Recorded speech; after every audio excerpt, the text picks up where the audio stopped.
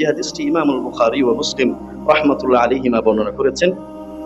নবী মুহাম্মদ সাল্লাল্লাহু আলাইহি ওয়াসাল্লামকে প্রশ্ন করা হয়েছে, আইয়ুল আমালি আফদাল ইয়া রাসূলুল্লাহ, আমলের মধ্যে সর্বোত্তম আমল কোনটি ইয়া রাসূলুল্লাহ, সর্বশ্রেষ্ঠ প্রিয় আমল কোনটি ইয়া রাসূলুল্লাহ?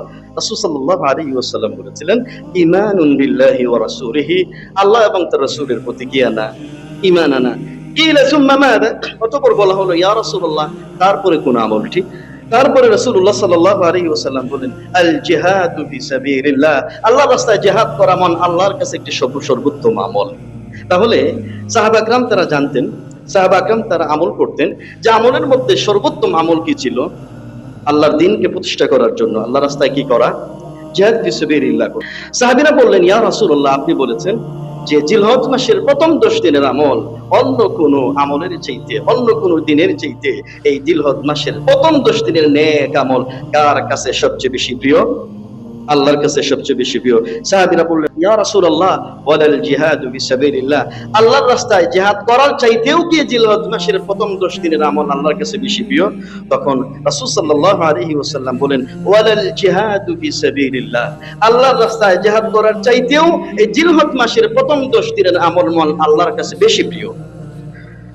সুবহানাল্লাহ। তাহলে আপনারা একটু উপলব্ধি করুন, চিন্তা করুন এই জিলহজ মাসের কি ফজিলত রয়েছে। তবে রাসূল সাল্লাল্লাহু আলাইহি ওয়াসাল্লাম হাদিসের শেষাংশে একটি সমাধান দিচ্ছেন।